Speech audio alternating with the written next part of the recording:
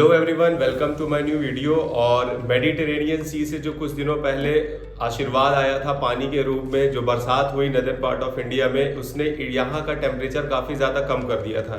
पर उसी के अचानक कुछ दिनों बाद अब नदर्न पार्ट ऑफ इंडिया में इतना ज़्यादा टेम्परेचर राइज हो गया है कि अब नॉर्मल टेम्परेचर 35 से 40 डिग्री सेल्सियस के आसपास हो गया है।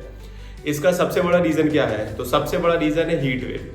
अब आपके मन में एक क्वेश्चन आएगा कि हीट वेव होता क्या है। तो हीट वेव बेसिकली कुछ नहीं, अगर नॉर्मल एवरेज टेम्परेचर से टेम्परेचर ज्यादा होने लगे उस जगह का तो उसको बोलते हैं हीट वेव। इसके इम्पैक्ट क्या होता है क्योंकि इसका सबसे ज्यादा अगर किसी पे इम्पैक्ट पड़ेगा तो वो है लिविंग ऑर्गेनिज्म पे। ह्यूमन बीइंग पे बहुत ज्यादा पड़ता है क्योंकि इससे उनको डिहाइड्रेशन, कभी कभी हीट स्ट्रोक और बहुत सारे ऐसे प्रॉब्लम्स भी हो सकते हैं। स्किन रैशेस भी हो सकते हैं और स्किन प्रॉब्लम्स भी हो सकती है। तो अब अगला क्वेश्चन में आपके मन में आएगा कि आखिर हीट वेव्स होने के रीजन क्या है। तो सबसे बड़ा जो रीजन है वो है क्लाइमेट चेंज। अब क्लाइमेट चेंज क्यों हो रहा है? हम बचपन से पढ़ते आ रहे हैं, आपने बुक्स में ही पढ़ा होगा कि क्लाइमेट चेंज होने के मल्टीपल रीजंस है। सबसे बड़ा कि डिफॉरेस्टेशन, हद से ज्यादा पेड़ों की कटाई। सबसे इंपॉर्टेंट अगर किसी का रीजन है तो वह है कॉन्क्रीट जंगल। जी हाँ, कॉन्क्रीट जंगल जो हम बहुत ज्यादा लार्ज लेवल पे घर बना रहे हैं, बड़ी बड़ी बिल्डिंग्स बना रहे हैं, इसके अंदर यूज होता है कंक्रीट। और concrete is a good absorber of heat. ये हीट को बहुत अच्छी तरीके से ट्रैप कर लेता है, जिसके कारण शहरों का जो टेम्परेचर और गांव के टेम्परेचर में आज करीब 5 से लेकर 8 डिग्री सेल्सियस के बीच का डिफरेंस होता है। इसलिए आपने सुना होगा कि गांव के लोग ये बहुत कहते हैं कि हमारे गांव में तो शहरों से बहुत ज्यादा ठंड है, पेड़ के नीचे भी लेट जाओ तो बहुत अच्छी हवाएं लगती रहती है।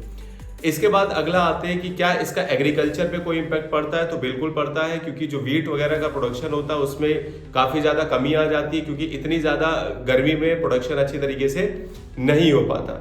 और भी मल्टीपल रीजंस हैं, जैसे कि आप जहाँ पे कंस्ट्रक्शन का काम होता है वहाँ पर धूल बहुत उड़ता है, डस्ट भी बहुत अच्छी तरीके से हीट को ट्रैप करता है। ग्रीन हाउस गैसेस भी हीट को ट्रैप करती है, जैसे मीथेन वगैरह, जो हम ये कुछ भी कहीं पे जला देते हैं, कुछ भी सड़ने को फेंक देते हैं, तो इसमें बहुत सारी ग्रीन हाउस गैसेस बनती है जो कि हीट को अच्छी तरीके से ट्रैप कर सकती है।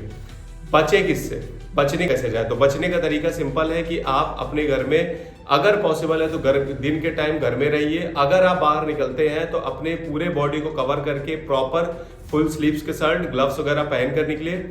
उन खानों को खाएं जिसमें वाटर कंटेंट ज्यादा होता है, जैसे खीरा खा सकते हैं, वाटरमेलन खा सकते हैं। ऑयली चीज या फिर स्पाइसी चीज खाने से बचिए, क्योंकि ये आपको बहुत ज्यादा इसका नेगेटिव इंपैक्ट आपके हेल्थ पे पड़ता है।